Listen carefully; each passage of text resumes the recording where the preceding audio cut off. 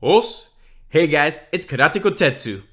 In today's video, I'm going to answer a question that I received from my official line account from a 50-year-old man about karate techniques.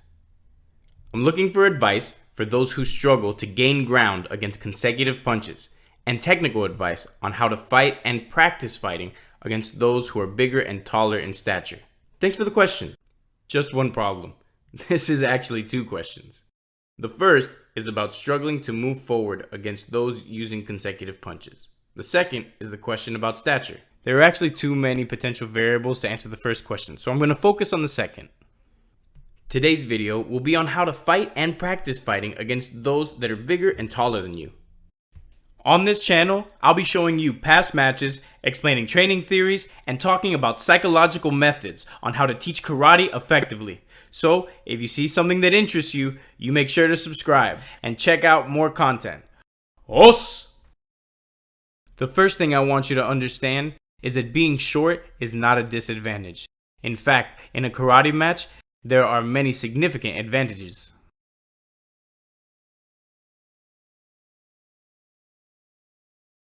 First advantage, your range of motion is smaller than those who are taller, so it's going to be easier to throw more consecutive punches. Let me illustrate. This is two fighters from a bird's eye view. The smaller circle is the head and the larger the body. I changed the size of the body because taller athletes are usually bulkier than shorter ones. Well, first of all strikes require twisting. When twisting, the range of motion required is smaller for a short person, so each punch requires less energy. Understanding this, the range of motion required for the taller athlete to pull off the same strike is going to be longer than the shorter athlete, therefore requiring more energy. The shorter athlete's range of motion may be smaller, but his movements come out much quicker. When we're talking about the speed of each punch, the shorter athlete definitely has the upper hand. This is the first advantage. Number 2. As you can see from this illustration, when you're in close combat, the taller athlete loses that range of motion and tends to struggle. He can't make use of the centrifugal force in close combat. Taller athletes generally tend to struggle when they're fighting their opponents in close proximity. On the other hand, the shorter athlete can strike more powerfully in close combat as the range is no longer an issue, ultimately giving them the upper hand. This is the second advantage. Third advantage. I just talked about how close combat grants shorter athletes the advantage, but at the same time, this also means that the taller opponent's moves will be limited. Now, we can move and adjust our strikes freely during a karate match, but in close combat, the only thing we really have to be aware of are knee strikes. The taller athlete's moves will be limited. When the opponent's choices are limited, it's easier to predict and block any strikes. Then, you can focus on attacking. Number 4. This is a pretty big advantage, but in close combat, it's easier to land any low strikes. Well, I'd be considered tall in Japan, but when tall athletes take their stance, their hands are higher up to protect their head and face. When the shorter opponent takes their stance, their hands and elbows are around here, and mine are up above. Any low strikes come from under my elbow, so to block those shots, I have to lower my elbows down even further. If I were the same height as my opponent, I wouldn't have to move my arms as much. But because they're shorter, I have to further lower my elbows. Because each of these blocks requires more movement, the taller athlete makes himself susceptible to the low strikes. I'd recommend shorter athletes to utilize low strikes and close combat situations. This is the fourth advantage. You want to consider these advantages when thinking of a combat plan for taller opponents. Let me explain what I actually did in a match against someone who was taller than me. This video is from a 2012 finals of a competition in Australia. And my opponent there was over 2 meters, about 6'5". Now, let's watch the match. Go, Pete!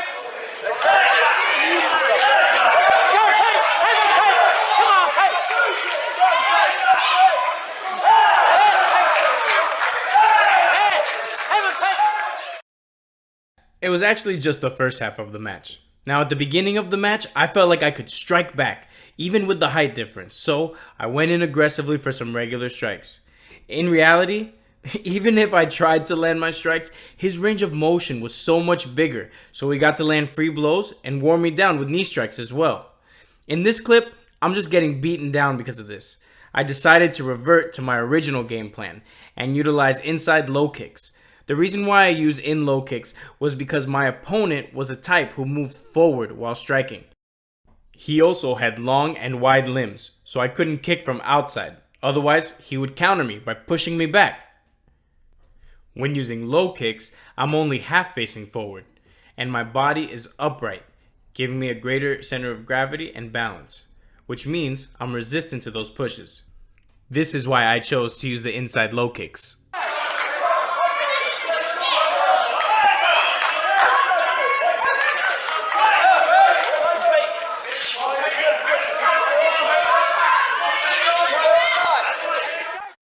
If the opponent isn't the type to put the pressure on, you can use outside low kicks as well, but I recommend inside low kicks for those who keep pushing forward while striking. I'm also striking and falling back repeatedly. You'll probably understand why I do this if you've competed. Now, when you hit and run very well, the enemy is now pressured to land blows on you too. So, they start moving forward unnecessarily, taking risks, and making it easier to land combination strikes on them. You're able to make them come to you instead of going to them, so you get to attack at your own timing. Let me show you how I use this in my match.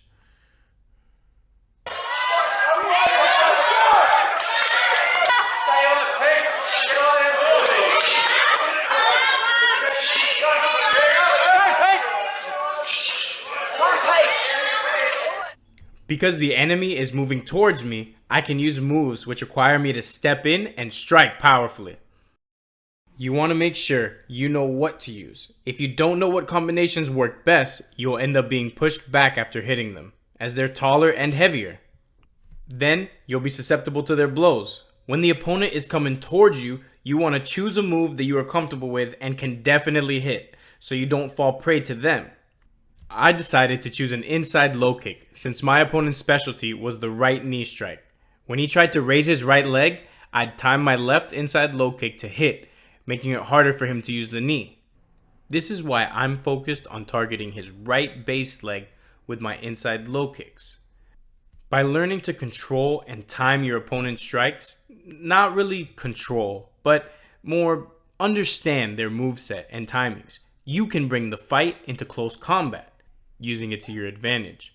By recognizing timings, you know when to step in and how to hit your blows. You'll learn to avoid stepping in and getting hit by any counters, making it a true close combat fight. Just as I said before, in close combat, you want to be careful of knee strikes. While being aware of knee strikes, you also want to hit some inside low kicks, focusing on the non-dominant base leg where their support is. Your opponent will have to stay alert against your inside low kicks, making it harder for them to move, allowing you to control the fight.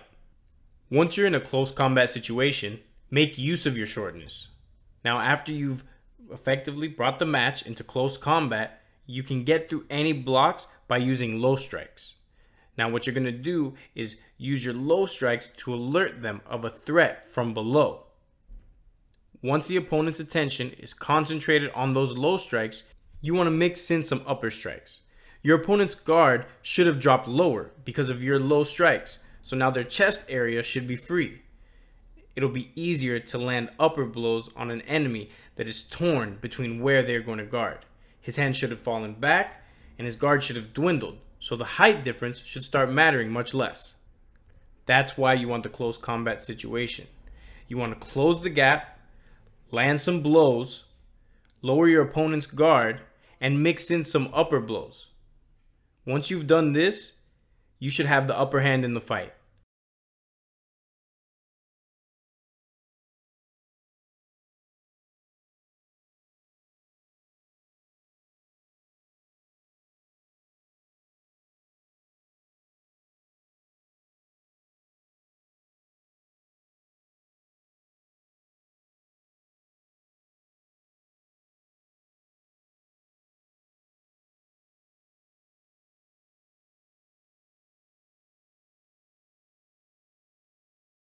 The main thing you should be aware of is that you don't get hit by a counter. Be careful not to get hit by a long distance blow by using effective combinations and bringing it into a close combat fight. This is my theory for fighting taller opponents. I hope you use it as a reference. Now, how to practice all of this. Number 1, move when you're far away. Number 2, combination of strikes for taller opponents. Number 3, strikes for close combat. I recommend starting by mastering these moves. To draw up your own game plan, you should also understand the advantages of being shorter than your opponent. Once you recognize these advantages, you can start creating strategies on how you'd like to fight a specific opponent. Some are taller, some are bigger, but every opponent is unique. Now, let me summarize everything that we've covered in this video. There are primarily 4 advantages of being short. First advantage, speed because of smaller range of motion. Second advantage, easy to land blows in a close combat situation. Third advantage, enemy will have limited moves in close combat. Fourth advantage, easier to land low blows in close combat.